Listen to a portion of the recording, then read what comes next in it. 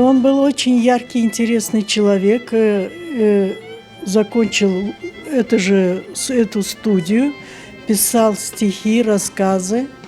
И самое интересное, самое известное произведение, которое сохранилось и переиздается в настоящее время, является